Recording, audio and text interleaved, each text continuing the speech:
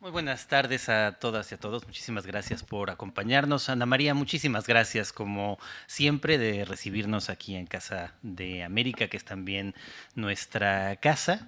Estamos en esta semana pues organizando esta doble jornada en torno a Jorge Ibargüengoitia. Algunos de ustedes habrán visto Dos Crímenes que pasamos hace unos días aquí en el cine de Casa de América, y ahora tenemos ocasión de tener esta mesa celebrando Ibargüengoitia, celebrando que esté otra vez circulando entre nosotros en España. Con ocasión precisamente de que Machado Libros, gracias a Aldo García, está publicando, reeditando en España Dos Crímenes y las Muertas, dos de las obras cumbre de Jorge Ibargüengoitia, pues es una gran oportunidad para que todo el público español, los lectores españoles, vuelvan a reencontrarse con este grandísimo escritor mexicano que, como ustedes saben, desafortunadamente falleció en el célebre accidente de Avianca en Mejorada del Campo hace ya una buena cantidad de años. Quiero agradecerle enormemente, me da muchísimo gusto que esté Juan Pablo Villalobos aquí con nosotros. Creo que si hay un heredero directo del humor corrosivo de Jorge Ibargüengoitia entre los escritores latinoamericanos, sin duda es Juan Pablo, así que lo que oigamos de él creo que será muy interesante. De veras, muchísimas gracias Juan Pablo por venir, y muchas gracias también a Alejandra Saavedra, profesora de la Universidad Complutense y antes de eso titular de la Cátedra Carlos Fuentes de la UNAM en México, por moderar esta charla entre Aldo y Juan Pablo. Muchísimas gracias y disfruten, por favor. ¿Está encendido? Yo creo que está encendido, ¿eh? Vale. Bueno, pues muy buenas noches. Muchísimas gracias a Casa de América por la invitación. Muchísimas gracias a todos los que han decidido invertir la tarde del viernes en acompañarnos en esta celebración a Jorge Ibargüengoitia, a su obra y sobre todo a lo que yo considero un evento festivo realmente, que es esta reedición que Machado acaba de hacer de estos dos títulos. Como les comentaba Ana María hace un momento, yo soy colombiana, viví muchos años en México y me encontré por casualidad la obra de Ibargüengoitia en una librería a la que asistía solamente a comprar libros clásicos. Las ediciones de los clásicos griegos y latinos mejores las vendían en esa librería. Por casualidad, entre todos esos tomos blancos, negros, de literatura de Sófocles, etc., habían unos pequeños tomos de colores que alguna vez llamaron mi atención. Me compré uno y cada semana empecé a ir a comprar los siguientes. Acabé con los que quedaban en la librería. Supongo que en ese momento nada me preparaba para lo que vendría después, y es mi vida en México, esos 15 años que pasé yo en México y que me formaron tanto. Ese viaje a México que se vio precedido por la lectura de Instrucciones para vivir en México de Ibargüengoitia, que creo que fue la mejor forma de prepararlo a uno para enfrentar lo que es ese país, ¿no? En clave de humor, en clave de crítica, y que efectivamente sí me dio muchas herramientas para saber, por ejemplo, cómo enfrentarme a la burocracia mexicana, que no es poca cosa. Entonces, un poco así, partiendo de mi experiencia, yo quisiera que empezáramos la conversación hablando sobre eso, sobre ese primer acercamiento que tuvimos a la obra de Ibargüengoitia, cada uno de nosotros, y cómo también se ha ido transformando, porque una de las cosas que a mí me han ido pasando es que a medida que iba viviendo en México y que me iba conociendo cosas de la vida cotidiana, todo lo que aparecía en sus obras cobraba muchísimo más significado y se iba transformando. Entonces, ¿cómo lo conocieron? ¿Cuáles fueron esas primeras obras? ¿Y cómo ha ido cambiando la mirada que tienen de la obra de Ibargüengoitia? Además, luego, tu papel como escritor y tú como editor. ¿Quién empieza? Si quieres, por alusiones, empiezo yo, porque el comentario que hizo Jorge ahora me deja en un compromiso muy grande, como que ahora ya siento una presión que no sentía hace 5 minutos me dijeron, es una charla relajada, ¿no? Yo me traje mis notas que tengo y lo voy renovando de vez en cuando, porque suelo dar algún taller o alguna clase sobre la obra de Ibargüengoitia y tengo un archivo al que le voy añadiendo algunos comentarios cada vez que releo los libros, pero ahora las notas me empiezan a parecer, no sé si serán suficientes para estar a la altura de ese comentario. Pero también quería decir que probablemente esta apreciación sobre mi supuesta genealogía o mi supuesta relación de heredero de Ibargüengoitia, digamos que yo la propicié. Uno, creo que cuando empieza a escribir tiene aspiraciones de parecerse o pertenecer a un determinado grupo de escritores, o de estilos, o de corrientes, o de lo que sea. Y en mi caso, la obsesión por Ibargüengoitia viene de muy lejos, ya hablaré de eso, pero cuando yo publiqué mi segunda novela, digamos que en la contraportada, yo le pedí al editorial que dijera que este libro formaba parte de una trilogía, que era mentira, porque el tercer libro ni siquiera tenía idea de cuál iba a ser, y que esa trilogía tenía un título inspirado en Ibargüengoitia, que era, además que ahora ya suena todo muy mal, era el tríptico de los 2 dedos, ¿no? que es algo que sale en un cuento en La Ley de Herodes, el famoso cuento del escritor que visita al proctólogo. Paremos allí. Yo puse eso pedí que pusieran eso en la contraportada, entonces el nombre de Ibargüengoitia, tramposamente, yo lo sembré en la contraportada. ¿Para qué? Pues para que algunos que leyeran el libro dijeran, claro, se parece a Ibargüengoitia, ¿no? Es decir, que es trampa. Fue publicidad subliminal. Yo empecé a decir allí, claro, quiero que digan que me parezco a Ibargüengoitia, y parece que ha funcionado. Así que si hay aquí alguien que escriba y quiere que le relacionen con un escritor que admira mucho, sugiero ese procedimiento. Colar por allí, en la solapa, en la contraportada, el nombre. Ahora, respecto de cómo conocí Ibargüengoitia, hay 2 historias que me gustaría contar. La primera tiene que ver con lo editorial, y celebro y felicito a Aldo por publicar Ibargüengoitia, que ha tenido una suerte muy dispar, diría, muy complicada en España. Y la verdad que me hace muy feliz que lo reediten, sobre todo porque ahora uno lo puede recomendar y los libros estarán, ¿no? Porque luego uno lo recomienda y nadie lo puede comprar. Y tiene que ver con mis primeras visitas a las librerías en México, en particular en Guadalajara. Yo llegué a vivir a Guadalajara con 15 años y yo había crecido en Lagos de Moreno, donde no había librerías. Había una biblioteca pública, eso sí, pero librerías no, había una papelería donde había algunos libros, y esos libros, como nos podemos imaginar, eran de J.J. Benítez y cosas por el estilo, ¿no? No había lo que sería realmente literatura.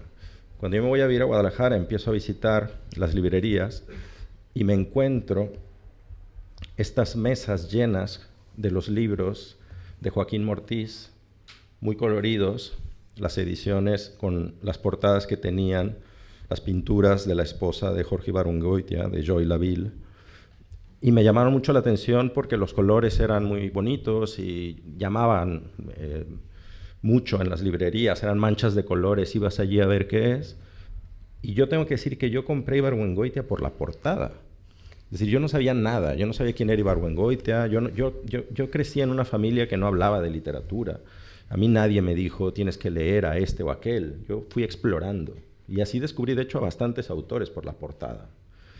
Entonces empecé a leer Ibargüengoitia porque me gustó la pintura de Joy Laville, que tampoco sabía que era su esposa, ni tenía idea de que ya había muerto, etcétera, que eso fue algo que descubrí después. Estamos hablando del 87, 88, una época pre-internet, con lo cual no había manera de saber más de la vida del autor, y poco después me enteré que ya está, que las novelas que yo había leído y el libro de cuentos que yo había leído era toda su obra de ficción y que no había más. Y de hecho lo había leído muy rápido, en unos cuantos meses, lo cual fue una decepción muy grande. La otra historia tiene que ver con mi pueblo, con Lagos de Moreno, porque si algo me vincula realmente en lo profundo con Ibargüengoitia, más que el humor quizás, es el provincianismo.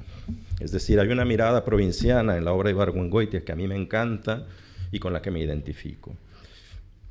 Y hay que decir que Ibargüengoitia es un gran novelista, pero un dramaturgo frustrado, ¿no? O sea, es realmente lo que está documentado y se sabe muy bien es que lo que hizo fue escribir primero muchísimas obras de teatro, decenas, que algunas se representaron con muy mala suerte, por no decir con muy mala crítica, y él se fue frustrando como dramaturgo. De ahí se pasa a la novela, y en la novela sí que se nota, de hecho podemos hablar de eso un poquito más adelante. Se nota que hay un control de la escena, del diálogo, que es muy teatral.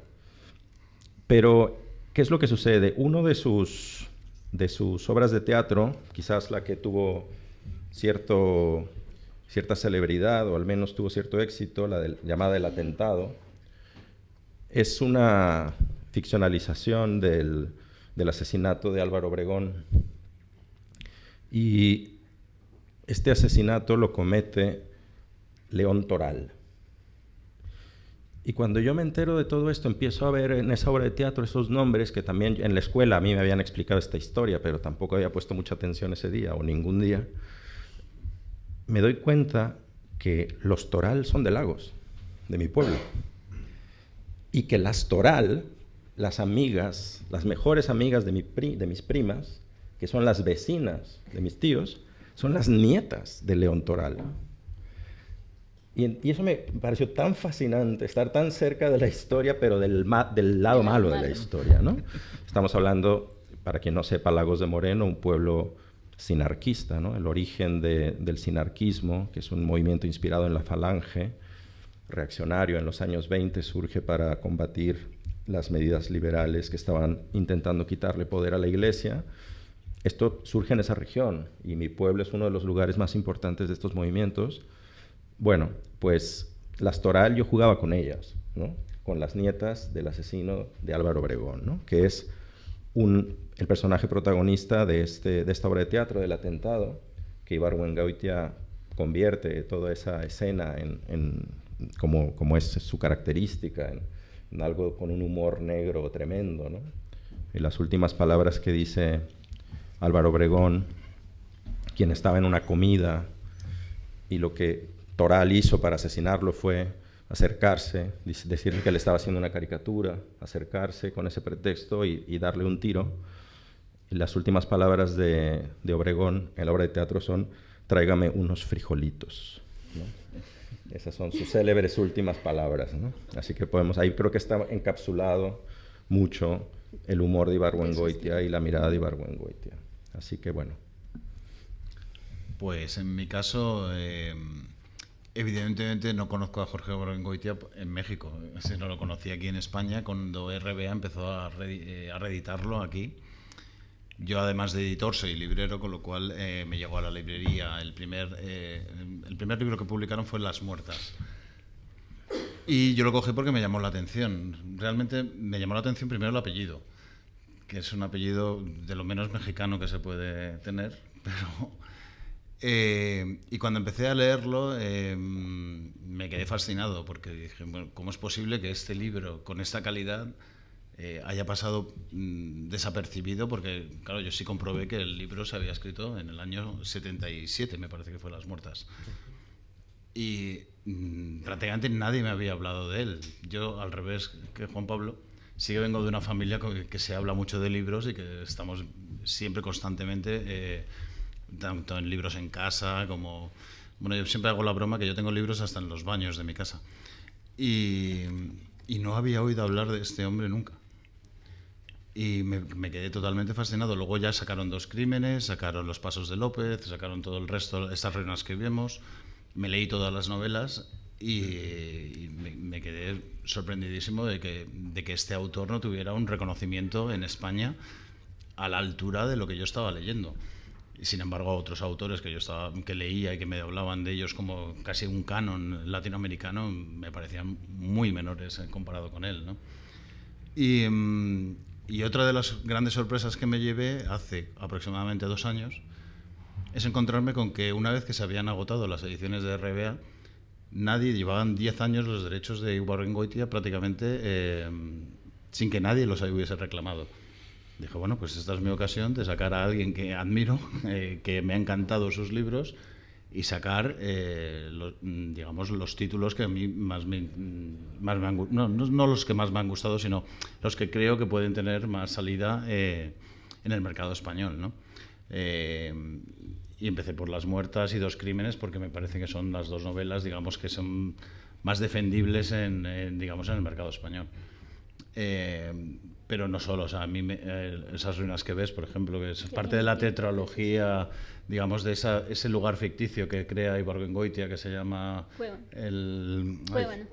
Cuevan. Sí, no, pero es el estado plan de del abajo, plan de el abajo. estado del plan de abajo. Creo que esas 4 novelas representan un poco lo que Ibargüengoitia quería hablar o quería contar sobre lo que es México, ¿no? No solo el México de su momento, sino toda la historia de México. Y creo que se hablan entre ellas, ¿no? Son novelas que se comunican entre ellas. Los personajes tienen unas características muy similares a pesar de que transcurren en distintas épocas. Y a mí me ha dejado fascinado. Creo que en España lo que se necesitaría es probablemente que se hablara no tanto de una obra concreta de Jorge Ibargüengoitia, sino de un conjunto, de alguien que pudiera explicar las intenciones de Ibargüengoitia, creando estas cuatro novelas, que además es curioso porque las novelas las escribe, o sea, las publica en el año 75, 77, 79 y 81, o sea, con un periodo de 2 años de diferencia, y él muere en el 83, con lo cual no sabemos si en el 83 tenía pensado sacar otra nueva novela, que sería la continuidad, ¿no? La continuación de todo. Y desde luego lo que estoy de acuerdo con Juan Pablo es que se nota muchísimo que era un hombre que empezó como escritor de teatro, tanto en las novelas como prácticamente en cualquier cosa que escribió. Se ve perfectamente, por ejemplo, los diálogos son totalmente diálogos dramáticos, o sea, son diálogos de teatro. Y es una de las cosas también que me atrae del tono, el ritmo de las novelas, ¿no? Él lo acelera muchísimo porque los diálogos son constantes y además tienen, digamos, una estructura interna, esos diálogos, muy bien construida, y a la vez vas viendo cómo es cada uno de los personajes, a pesar de que lo que dicen y contradicen, digamos, muchas veces parece que son diálogos de besugos, porque uno habla de una cosa y el otro le contesta sobre otra. Y sin embargo, funciona. Y el lector entiende perfectamente cuáles son las misiones de unos y otros, ¿no? O sea, cuál es su interés, cuál es su deseo en ese diálogo. Bueno, es muy interesante lo que dices porque precisamente en Instrucciones para Vivir en México, el primer texto de él, en el que cuenta un poco su proceso de cómo pasó del teatro a la narrativa, hace énfasis en que su maestro le dijo, lo que tú sabes hacer son diálogos. Y él, recordando un poco eso, después de que tuvo todo el inconveniente con que no le querían montar la obra, etcétera, se pasa a escribir narrativa. Bueno, vamos a llegar al humor, porque es Ibargüengoitia, pero antes quisiera un poco que habláramos sobre esa mirada aguda, esa mirada tan sagaz que tuvo él para leer lo que ocurría en México en ese momento, con esa perspectiva histórica también, pero esa sagacidad para entender también las entrañas del funcionamiento de la sociedad mexicana. Yo, releyendo Dos Crímenes y releyendo Las Muertas, me daba cuenta que Ibargüengoitia, esto es del 77, del 79, está hablando de las mismas cosas de las que tratan mucha de la literatura contemporánea, que es parte de la realidad. la prostitución, las mujeres desaparecidas, el proxenetismo, la corrupción de las instituciones, la corrupción policial, el funcionamiento también, las dinámicas de las familias. Y bueno, quería un poco que habláramos sobre eso, ¿no? Sobre esa agudeza y esa capacidad que tenía él para identificar este tipo de cosas que además siguen siendo tan vigentes, ¿no? Yo creo que quizá incluso también por eso estas obras siguen funcionando también, ¿no? Sí, bueno, creo que es imposible no hablar de esa agudeza o de esa mirada crítica sin meternos ya al menos en la ironía, ¿no? Sino directamente ya en la comedia de costumbres, pero sí en la ironía al menos, ¿no? Porque al final lo que funciona en Ibargüengoitia es un tipo de ironía que no está, digamos, no está desde un sentido de superioridad, de decir, yo soy mejor o moralmente superior, si se quiere, a aquello que estoy retratando, ¿no? Por más que sus personajes siempre son pícaros, porque hay creo que también una influencia muy importante de la picaresca en la obra de Ibargüengoitia, todos esos personajes se mueven siempre por motivos personales, ¿no? Pensemos en Los Relámpagos de Agosto, que es una sátira de la Revolución Mexicana, en donde todos los personajes, más que por motivos políticos o públicos, se están moviendo todos por sus propias pequeñas rencillas, culpas, deudas, etcétera, pero que son muy privadas, ¿no? Como los pícaros siempre se están moviendo por algo muy particular que ellos desean, ¿no? Y que necesitan. Esa ironía que está emitida, desde mi punto de vista, desde un lugar que tiene que ver con, tendríamos que hablar un poco quizás de sus orígenes, ¿no? Pensemos que él viene de una familia que tuvo una influencia política y económica importante, ¿no? Su abuelo fue gobernador de Guanajuato varias veces. Y que viene de Guanajuato, además, sí. O sea... Sí, pero no me hagas hablar de Guanajuato. Que acaba mal la cosa. Mentira. ¿Hay alguien de Guanajuato aquí en la sala? Entonces hablemos. No, lo están grabando, perdón. Ya no se puede decir nada, ¿lo ves? Porque lo graban. Y después, mis primos de León, ¿no? Como una novela de Ibargüengoitia. Decía que él viene de una familia que tuvo mucho poder e influencia política, pero venida menos, ¿no? Y de hecho él se queda, su padre muere cuando él es muy niño, se tiene que ir a la Ciudad de México, es decir, el lugar que él tiene en el mundo de una familia venida menos, ¿no? Tiene mucha importancia en cómo mira ese mundo, ¿no? Es decir, ha sido, entre comillas, despojado, vamos a decirlo así. Hay muchísimos escritores, si nos podemos analizar la historia de la literatura, hay toda una tradición de escritores que son de familias venidas a menos, ¿no? Es decir, que tuvieron poder económico, político, cultural, etcétera, y lo perdieron. Y entonces están como con una melancolía. Yo en el caso de Ibargüengoitia le llamo nostalgia de clase, ¿no? O melancolía de clase, de algo que se perdió y que luego depende de la época se puede ir identificando el mal dónde está, ¿no? Claramente en aquello que la revolución produjo, ¿no? Un partido corruptísimo con todas esas maneras que definieron la vida pública mexicana durante todas esas décadas, ¿no? Y que él retrató muy bien, sobre todo en sus crónicas, pero también en sus novelas. Creo que tendría una mirada muy distinta, o de hecho hay una mirada muy distinta en otros escritores que tienen una historia distinta, una historia familiar distinta, ¿no? Entonces creo que hay algo importante en que Ibargüengoitia sea un venido a menos, vamos a decirlo así, ¿no? Provinciano, que llega a la Ciudad de México niño. Todo esto va determinando cómo mira a México y cómo puede permitirse, más que un humor, yo antes del humor hablaría de irreverencia, ¿no? Tiene una actitud irreverente ante la propia escritura, ¿no? Y creo que eso es lo más importante para mí, lo que más me atrajo cuando empecé a leer Ibargüengoitia, es que había otra manera de entender la literatura que no pasaba por la seriedad, por la solemnidad.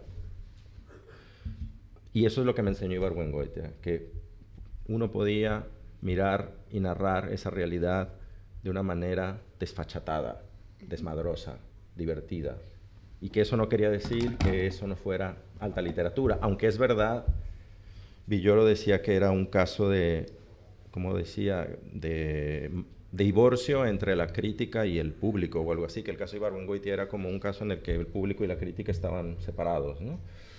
Porque es verdad que durante un tiempo, ahora me parece que ha cambiado, quizás por el humor y por todo lo que estamos hablando, por la ligereza que tiene, es un autor que se lee muy rápido, que se lee muy fácil, que se disfruta, pues probablemente la idea de la alta literatura estaba asociada a la dificultad, estaba asociado a lo arduo de leer un autor con un lenguaje barroco, con una serie de recursos que hacían oscura la lectura, etcétera. Eso se consideraba quizás como alta literatura, y leer a un autor que, bueno, parece que te está contando ahí...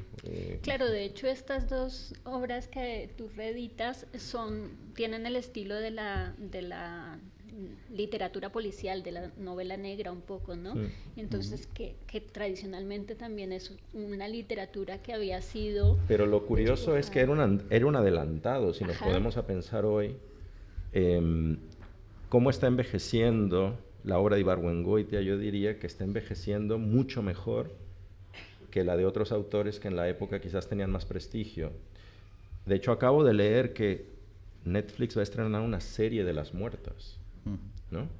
Ahora, es decir, está adaptando algo de 1977, ¿no? Que, como dices tú, se puede adaptar no solo como una cosa en el contexto de la época, sino se podría adaptar, no sé cómo lo harán, pero se podría adaptar en la actualidad. La película de Dos Crímenes, que es una adaptación casi literal, porque ya está hecha la película, ¿no? Es como un guión la novela. Leyendo ahora de nuevo la novela, pensaba que se podría volver a hacer el día de hoy, y que sería una película quizás con un ritmo más ágil, como fue hecha en los años 90, y que sería muy divertida y seguiría siendo muy actual, muy pertinente. Creo que fue un adelantado en cómo traer ese lenguaje del teatro, también pasado por el audiovisual y por el cine, a la literatura, ¿no? De la época. Sí. Bueno, es curioso que hayas dicho lo de los pícaros, porque una de las cosas que más se refleja en las novelas de Ibargüengoitia, a mí me recuerda muchísimo a precisamente la novela picaresca, pero es curioso porque el pícaro, digamos, se enfrenta a otros pícaros, que eso es lo bueno que tiene la novela. O sea, no es un pícaro que entra en un lugar y dice voy a crear aquí el caos, sino que el problema es que cuando entra para intentar hacer el caos se encuentra con que los demás también están intentando crear el caos. Sí, sí. Y entonces el caos ya es completo. Y yo creo que además otra de las cosas que juega mucho Ibargüengoitia es con la verdad y la mentira. O sea, la mayor parte de las veces cuando estás leyendo, el narrador no te está, digamos, diciendo si lo que está contando es verdad o si es mentira. Los personajes tampoco saben si lo que te están contando es verdad o es mentira. Digamos que esa especie como vamos a decir, como límite en el que el lector realmente se está enfrentando a un texto en el que dice, bueno, lo que me está contando ahora este personaje, ¿será que es cierto? ¿O su intención en realidad es otra? O sea, digamos que en el fondo el lector acaba siendo también un pícaro, porque tiene que procurar encontrar el sentido a cualquier cosa que estén pensando los personajes que aparecen en la novela. Y de ahí también se crea el humor, ¿no? Incluso en Dos Crímenes, hay un momento en el que crees que la persona, digamos, que está, digamos, siguiendo cuál es la realidad de los acontecimientos es el tío, ¿no? El que quiere heredar toda la familia de él. Y te das cuenta que en un momento dado él tampoco sabe nada. O sea, tú estás pensando en toda la novela que no, este lo está sabiendo todo y en realidad se está enterando de todo. Y no, realmente tampoco se había enterado de nada, le habían engañado por todas partes. Y en el caso de Las Muertas, por ejemplo, es también sorprendente que ya no es solo la mentira y la verdad, sino a mí el arranque, por ejemplo, de Las Muertas me parece uno de los arranques más divertidos que hay en el mundo. O sea, entran unas personas, bueno, para los que no lo hayan leído, simplemente es que llega un coche con 4 personas entradas en un pueblo perdido de las montañas en México, en el centro, vamos, y de repente están preguntando por una panadería de un pueblo. Les dicen que hay 3 panaderías, buscan en las 2 primeras, no hallan lo que están buscando, y en la tercera empiezan a disparar con una metralleta y luego prenden fuego a la panadería. Entonces la policía llega, recoge a los 2 dueños de la panadería, que han sobrevivido, por supuesto, y cuando le preguntan a la mujer, y la mujer, pues claro, está tan sorprendida como estamos los lectores. Pero es que preguntan al hombre y el hombre dice, pues no lo entiendo, pero debe ser que cuando un día hace meses me pidió que viniera tal persona con el coche a su casa y me dijo que lo pasara y metiera el coche en el patio y me metió un cadáver de una mujer y me dijo, vamos allí a la sierra y a tirarlo. O sea, digamos que ese es el comienzo de las muertas, que te quedas como diciendo, pero oiga, si usted es la víctima. Y de repente ha convertido, digamos, el ser víctima en ser culpable de algo. Y entonces ahí ya arranca y a partir de ahí ya no frena. O sea, es todo el rato así. Yo creo que ni siquiera los propios personajes son conscientes de qué están diciendo o dejando de hacer, ¿no? Bueno, sí, yo de hecho hablaba un poco sobre la actualidad de la obra de Iván Goitia en términos, por ejemplo, vuelvo a lo de la trata, a lo de la corrupción dentro de las instituciones, que también por eso pensaba lo que estaría escribiendo Iván Goitia en este momento, pues bueno, en fin. Quería ahora sí, ya que entráramos en hablar un poco sobre el humor y sobre la opinión que les merece ese estilo que va siempre como oscilante entre la tragedia, la comedia, el drama, bueno, del que ya han hablado un poco. Esta habilidad que tienen además los mexicanos, y que yo creo que Iván Goitia es un gran representante, de reírse de las desgracias. Es el país en el que ocurre cualquier calamidad, a los 2 minutos ya hay un meme en internet burlándose de lo que acaban de suceder. Entonces creo que literariamente de alguna manera él hacía ese tipo de memes. Sí. Es un poco raro que no seas mexicana, hay que decirlo. Voy a explicar por qué. Sobre todo porque has empezado hablando de instrucciones para vivir en México, pero como viviste 15 años en México, vamos a dejarlo pasar. No, voy a decir por qué. Hace unos bastantes años, quizás 20, un amigo, bueno, más bien, bueno, sí es un amigo, pero también era más bien la pareja de mi amiga, tunecino, vivía en Barcelona, y yo le recomendé que leyera Iván Goitia, pues porque estaba con una mexicana, un poco como decir, entérate un poco de dónde te estás metiendo. Que creo que es algo que sería bueno hacer. Quizás tú puedas vender libros así. O sea, tiene usted un familiar que esté con un mexicano, adviértale que no se meta por ahí, regálele este libro. Que huya a tiempo, ¿no? Entonces le digo, mira, deberías de leer Iván Goitia y tal. Y bueno, no sé si me hizo caso o no, pero pasó el tiempo y ellos se fueron a vivir a México. Me lo encuentro en México, en León, por cierto, Guanajuato, para mayor conflicto, y está fascinado con Iván Goitia. Pero el problema es que él está muy enfadado con México porque le está yendo todo mal. Su negocio va mal, que el permiso no se lo dan, que le pidieron mordida, que el otro le dijo que pasado mañana y que ya pasaron 2 meses y no le han resuelto, que bueno, todo esto. Y él encuentra conforto en leer Iván Goitia y decir, pinches mexicanos, realmente son así. Y claro, cuando él me explica esto, descubro que él está usando Iván Goitia para confirmar los prejuicios que tiene sobre los mexicanos, ¿no?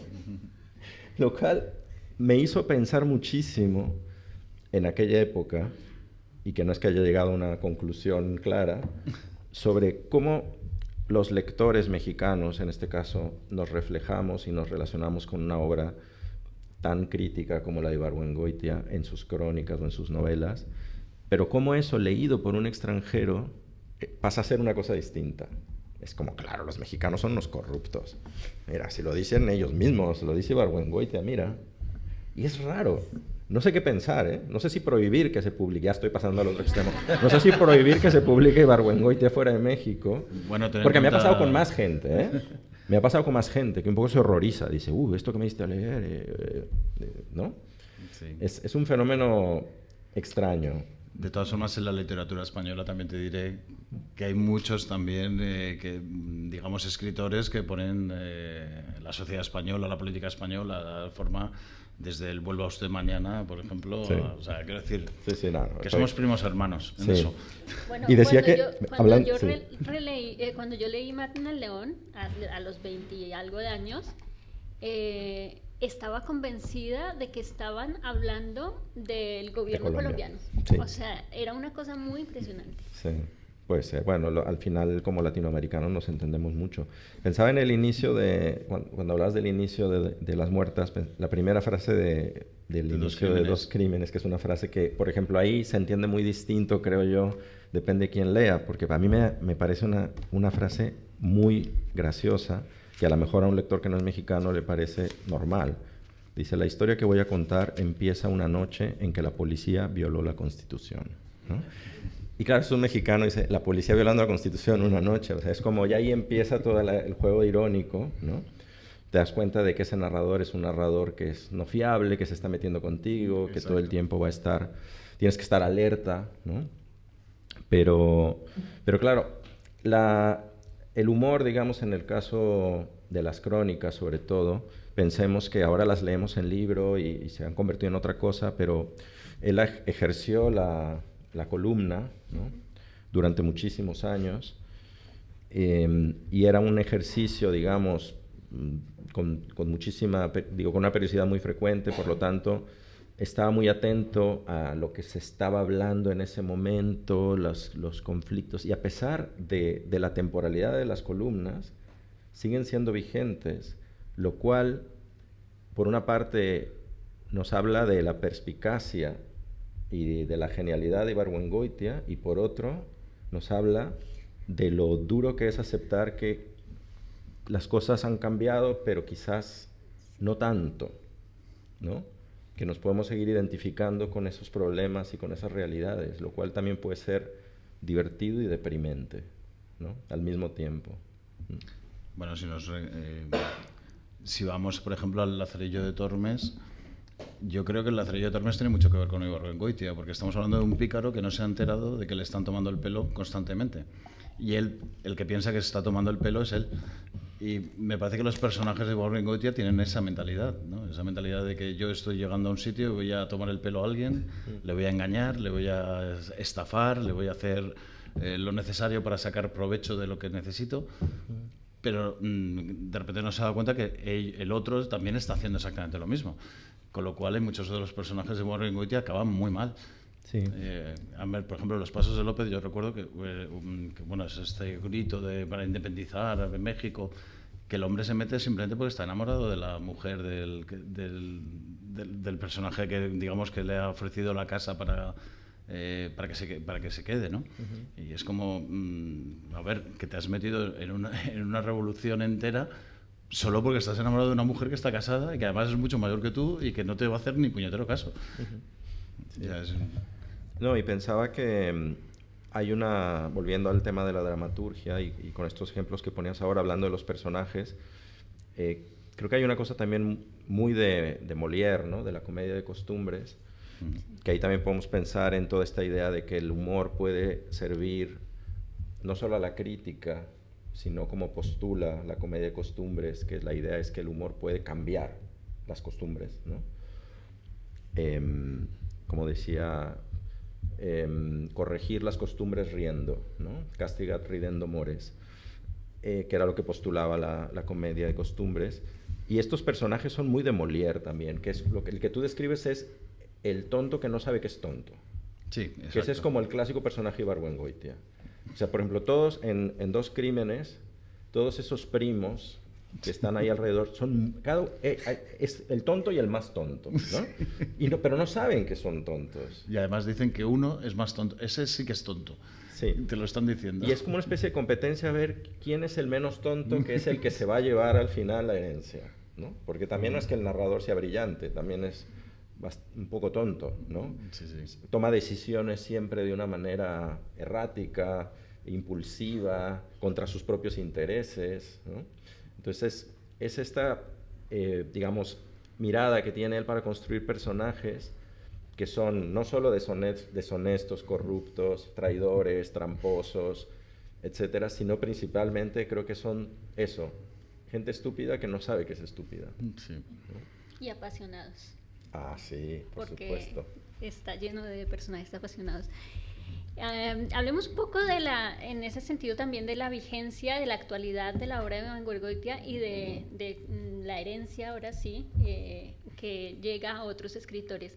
En el 2019 se publicó un libro que se titula Nuevas instrucciones para vivir en México, que lo editó Gris Tormenta, e intentaban hacer una revisión de los textos que se recogen en Instrucciones para vivir en México, que era básicamente la recopilación de las columnas que hizo Iván Goitia a lo largo de un poco más de 15 años, creo. Donde otra vez el humor, el absurdo, la ironía de vivir en el país era como el eje que guiaba estas columnas. Ellos, los editores de Gris Tormenta, en ese momento presentaban el libro utilizando las propias palabras de Iván Goitia. Las voy a leer porque creo que son importantes. El principal de ellos es vivir en México es vivir en un país que, como dijo Iván Goitia, tiene muchos defectos. El principal de ellos es estar poblado de mexicanos, muchos de los cuales son acomplejados, metiches, avesorados, desconsiderados y muy habladores. Es otra vez esta vuelta de Iván Goitia a la cotidianidad. Uno de los textos que a mí más me gustan y de lo que me gusta también que hicieron en esta nueva edición es la atención a la vida cotidiana. Uno de los textos que más me gusta es el que tiene que ver con la historia del taco, que es un poco el taco vinculado al momento político, al gobernante bueno, el taco no, la comida. Primero las tortas, van cambiando, digamos, de tipo de torta hasta llegar al taco. Y el taco, en el momento en el que el taco llega, el taco se queda. Porque también se queda una forma de gobierno y una forma de funcionar en la sociedad. Entonces, hablo de esto porque quisiera que discutiéramos un poco sobre cómo llega Iván Goitia a los nuevos escritores, en qué se están fijando, si tienen ese vínculo todavía, si tienen esa relación, si ustedes sienten que hay, además de ti, otros herederos. Bueno, Juan Pablo es muy evidente porque en su segunda novela, de hecho, la familia, el extracto social lo casa con dependiendo del queso que puedan poner en la torta, ¿verdad? En las quesadillas. Las quesadillas, sí. Es un método para determinar tu nivel socioeconómico. Bueno, creo que además de lo que decía de la contraportada y de haber ahí sembrado el nombre de Iván Goitia para tramposamente decir que yo escribo como él, No voy a pedirle a nadie que me crea, el protagonista dice haber escrito su tesis sobre los cuentos de Ibargüengoitia, ¿no? Y dice estar estudiando el humor en la literatura, ¿no? Y bueno, digamos que me llamó la atención y me dio gusto que el año pasado que se hicieron la adaptación de Temporada de Huracanes y la de No voy a pedirle al cine, Temporada de Huracanes tiene un epígrafe de Ibargüengoitia al iniciar la película. Y luego en No voy a pedirle se quedó un diálogo donde se habla de Ibargüengoitia, ¿no? Y pensé, mira, 2 películas, adaptaciones de novelas mexicanas recientes, está el nombre de Ibargüengoitia, ¿no? Yo creo que eso es una señal de que está muy vivo, ¿no? El epígrafe no está en la novela de Fernanda Melchor. Supongo que es un epígrafe que, bueno, ella participó en el guión. Supongo que ella o la directora eligieron, pero es un epígrafe creo que de Las Muertas, si mal no recuerdo. Y me llamó mucho la atención esto, que aparezca, ¿no? Ahí está la vigencia, ¿no? 2 cosas muy recientes, además adaptadas al cine, pues está allí el legado, ¿no? Sigue. Yo creo que es un autor que se ha ido volviendo canónico, en el sentido de que ha sido cada vez más reivindicado por quienes escribimos, en detrimento de otros quizás también, ¿eh? Me parece que... No sé si ya tengo que soltar el chiste de Carlos Fuentes o todavía no, es un poco... ¿Cuánto tiempo nos queda? Tengo que controlar la hora porque luego después puede ser que esto sí me meta en algún problema y tengo que salir rápido. No, decía que siempre hubo como... Hay todo un pique entre Ibargüengoitia y Fuentes. Bueno, Jorge lo sabe bien, creo que te vi hablando en una conferencia sobre esto. Pero... Y hay un video que pueden poner en YouTube, ustedes ponen... Carlos Fuentes, Jorge Ibargüengoitia. Y entonces aparece un video que dura muy poquito, como 10 segundos, donde Ibargüengoitia dice que para ser un escritor hay que ser guapo como Carlos Fuentes. Lo digo porque me pregunto cómo está envejeciendo la obra de Fuentes, por ejemplo, ¿no? No lo sé, ¿eh? No tengo la respuesta. Pero sí estoy muy atento a cómo está envejeciendo la obra de Ibargüengoitia y creo que se sigue hablando de ella y creo que entre los colegas, por lo menos con los que yo hablo, y escuché de otras editoriales interesadas en empezar a editar toda la obra de Ibargüengoitia en España, por ejemplo. Sé que Blackie Books estuvo a punto de comprar todos los derechos, no lo hizo al final y te adelantaste y qué bueno. Pero yo lo sabía porque a mí me lo dijeron, que lo querían publicar todo. No sé por qué al final no lo hicieron. Es decir, que creo que sigue habiendo esta idea al leerlo, el entusiasmo que produce leerlo te lleva a querer editarlo, ¿no? Sí, eso es y cierto. eso también habla de la vigencia de que tampoco es que sea como un rescate, no lo presentas, y eso me gusta mucho, que no lo presentas como estamos rescatando la obra de, ¿no? De un autor que, ¿no? No, porque es un autor que sigue muy vivo. O sea, Yo es que creo que es un autor muy moderno en su forma de escribir. Es un autor que elimina prácticamente cualquier descripción que sea, digamos, que no sea necesaria. Y luego, pues, lo que hemos dicho antes, ¿no? El ritmo que tiene con los diálogos, digamos, los propios personajes, sus problemas son problemas universales. Están más en el concepto del deseo, de la necesidad, que no tanto de una época, un periodo, un acontecimiento histórico determinado, ¿no? Pero ¿y tú percibes esa herencia y esa seña de Ibargüengoitia en otros escritores mexicanos? Bueno, sí, en Juan Pablo Villalobos, desde luego. Y sí veo que no solo mexicanos, yo diría que en América Latina hay una serie de autores cuyo humor, sobre todo actuales, cuyo humor está más cercano al de Jorge Ibargüengoitia que, como decía, pues de Carlos Fuentes, que no sé si tiene algún humor, o Fernando del Paso, o de otros, digamos, considerados grandes escritores mexicanos, ¿no? O sea, yo creo que... y no solamente hablamos de autores mexicanos, ya te digo, incluso en autores españoles que tienen esa ironía, ese punto de personajes que son más complejos porque en realidad están engañando incluso al propio narrador, ¿no?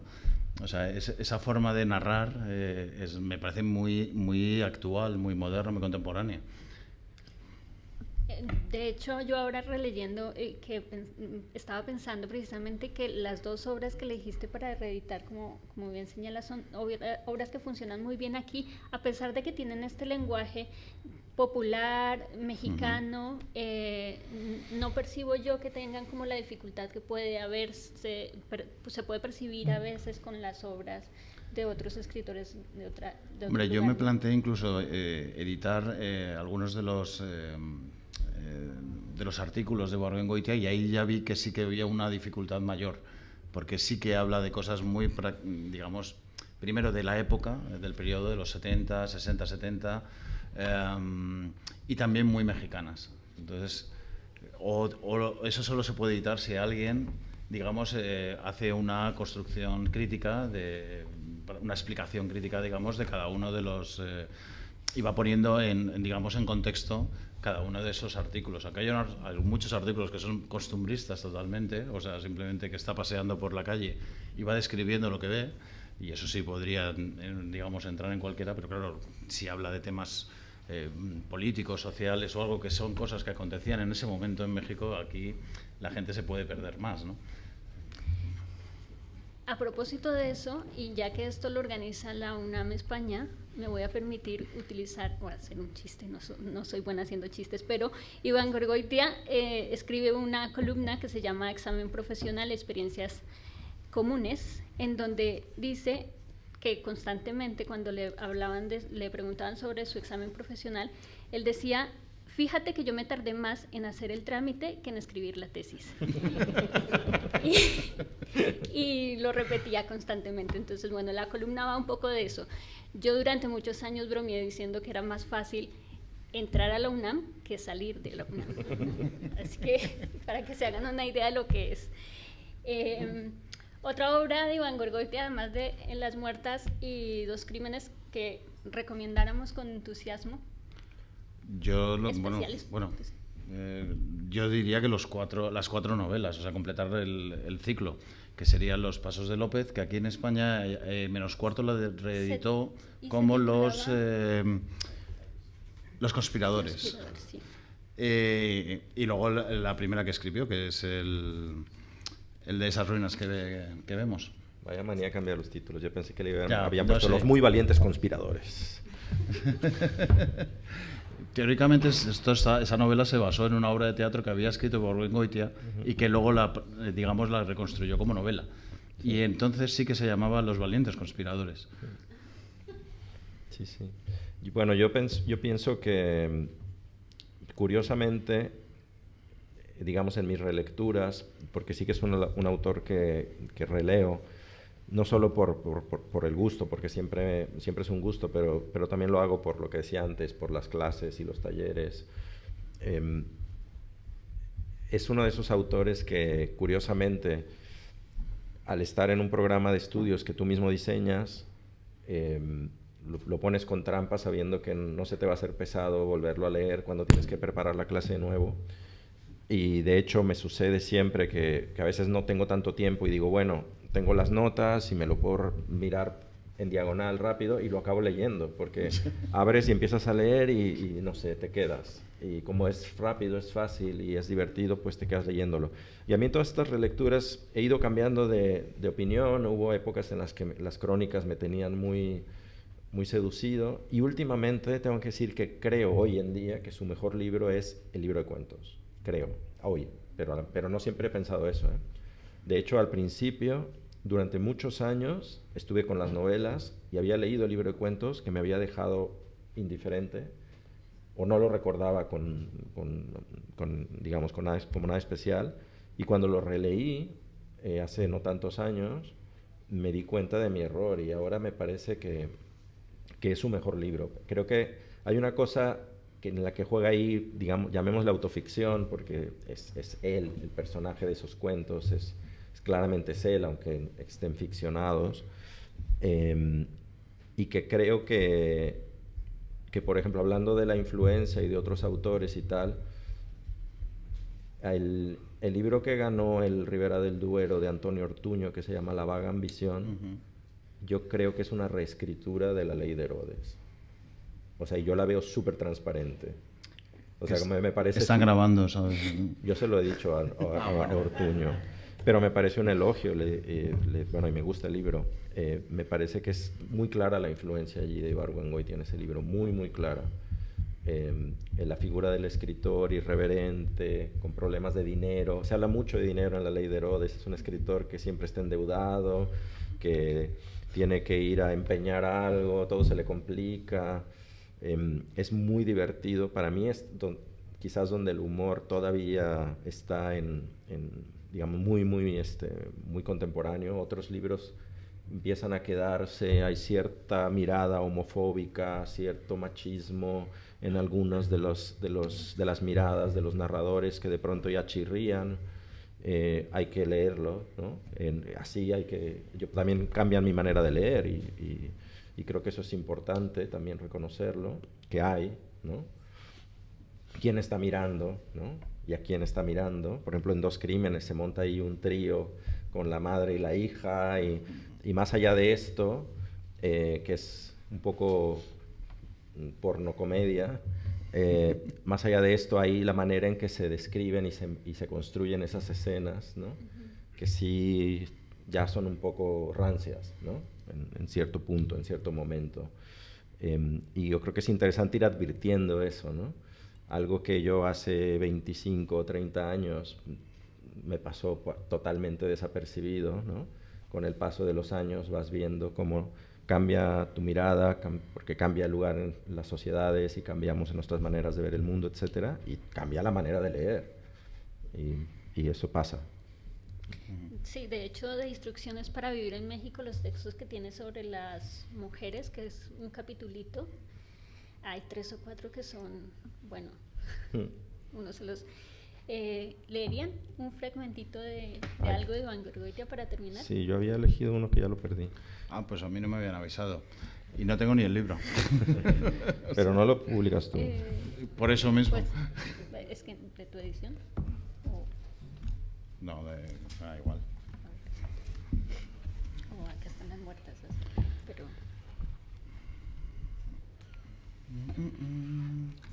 Bueno, si cojo de mi edición, sé la página que querría leer de Dos Crímenes. Si me lo das. Sí, sí, sí.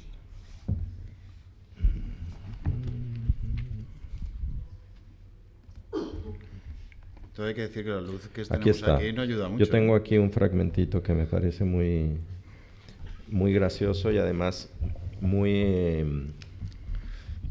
digamos, hay esta economía que también está en la escritura de Ibargüengoitia de cómo sintetiza todo un mundo, todo un sistema de costumbres, de prejuicios en tan poco, ¿no? Aquí estamos, la escena, para situar la escena, digamos que el protagonista ha llegado a vivir a un pueblo huyendo y en ese pueblo, elige ese pueblo porque ahí vive un tío y cuando llega allí se encuentra que el tío está muy viejo y se va a morir, tiene mucho dinero, hay toda una serie de intrigas por la herencia del tío. Y entonces de pronto los primos empiezan a sospechar que este apareció porque se quiere quedar la herencia, y cuando en realidad este está huyendo de otra cosa.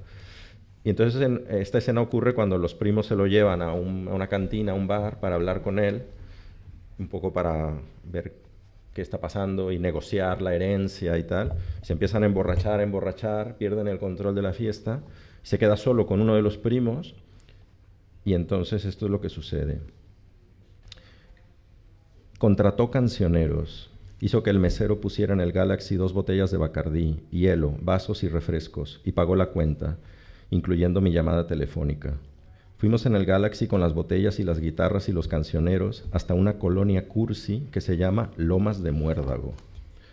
Alfonso y yo nos quedamos en una calle oscura tomando ron con Squirt junto al coche, mientras los cancioneros avanzaron unos 20 metros hasta llegar a una ventana labrada estilo colonial, tras de la cual, según Alfonso, dormía Helenita. Y empezaron a cantar, primero las mañanitas y después no salgas niña a la calle porque el viento fementido, jugando con tu vestido, puede dibujar tu talle, etc. En eso pasó un coche y uno de los que iban adentro dijo, «Adiós, licenciado». «Ahora sí me llevó la chingada», dijo Alfonso cuando se alejó el coche. La esposa del que pasó es amiga de mi mujer y con seguridad va a decirle que su marido me vio dando un gallo en Lomas de Muérdago. Hizo señas a los cancioneros para que terminaran rápido lo que estaban cantando y ellos obedecieron, cortándole una estrofa. Alfonso hizo que nos subiéramos los 4 en el Galaxy, nos llevó al otro extremo de la ciudad y se detuvo frente a una casa moderna de fealdad espectacular. «Esa es tu casa», me dijo, cuando nos apeamos y a los cancioneros ordenó. «A ver, muchachos, cántenle una cancioncita a mi señora esposa». Ellos volvieron a cantar, «No salgas, niña, a la calle», etc. Alfonso, muy satisfecho, me dijo, «Si alguien pregunta que qué andaba yo haciendo en Lomas de Muérdago, diré que tuve que ir hasta allá a contratar a los cancioneros». Es el tonto que es más que no sabe que es tonto, ¿no? Lo que decíamos. Y hay aquí como esta experiencia muy mexicana de agarrar la mala borrachera y que se te ocurre llevar gallo es llevar serenata, ¿no? Creo que ya no se hace. ¿Se hace? ¿Alguien sabe? ¿No? ¿Te llevaron alguna vez serenata? Yo llevé gallo, pero tenía 15 años. Se me puede disculpar. Bueno, pues yo también, curiosamente, he elegido uno de Dos Crímenes. Esta es una escena, digamos que una de las cosas que el protagonista pretende es engañar al tío que ha ido allí al pueblo no porque está huyendo de algo, sino porque está pensando en un negocio. Él es ingeniero de minas o no me acuerdo exactamente de... El caso es que le cuenta al tío que hay una mina donde se puede extraer una serie de minerales que le puede ser un negocio fantástico. Y el tío, que en realidad está aburrido y está hasta las narices de sus sobrinos, dice, pues venga, hágalo. Y entonces contrata a un amigo suyo para que cuide de la mina y sobre todo para que sus primos no se den cuenta de que esa mina realmente no tiene nada, que es todo un engaño.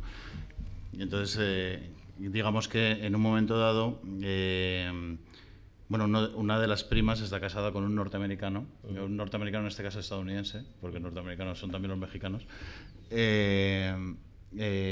este estadounidense está constantemente persiguiendo a este primo para ver qué es lo que está haciendo, ¿no? Y en esa dice... Al llegar a la mina tuve la impresión de que el lugar estaba desierto, pero cuando bajé del coche y empecé a caminar hacia el... Joder, no se ve nunca. Hacia el socavón, oí la voz de Colorado a mi espalda. Gritó. Me sobresaltó. Me di la vuelta y vi que el Colorado se había hecho fuerte en la casa del Español. La casa del Español es la casa que estaba al lado de la mina. Con unas piedras había arreglado un parapeto en una ventana y allí estaba la carabina. Él estaba en la puerta, se había levantado de la sillita y acababa de escupir un fogonazo de la caña que tenía en la mano. Fui hacia él y nos dimos la mano. Ayúdame a bajar unas cosas, le dije. Bajamos los aparejos bromosos y los pusimos en la casa del Español, en un cuarto que conservaba un pedazo de recibo. No dejé en el coche más que el tránsito de su estuche, con el que pensaba entrar y salir de la casa de mi tío, para convencer a todo el que me viera de que estaba haciendo un trabajo serio. Cuando terminamos el acarreo, el Colorado se quedó mirando al suelo un rato antes de darme la noticia. Vino un pendejo y le di con la carabina. ¿Qué tan fuerte? Regular. Yo estaba apuntándole a una pierna y le di al brazo. Le escurrió la sangría, pero alcanzó a subirse en el coche y largarse a toda carrera. Me enseñó las manchas de sangre seca, casi negra, en el zacarte. ¿Era uno que lleva camisa roja y verde y es muy alto y tiene el pescuezo muy largo? Así era el hombre. ¿Y venía en su cochecito blanco? Así era el coche. Amalia, pensé, a pesar de lo que había ocurrido en la noche y del desayuno que me había dado.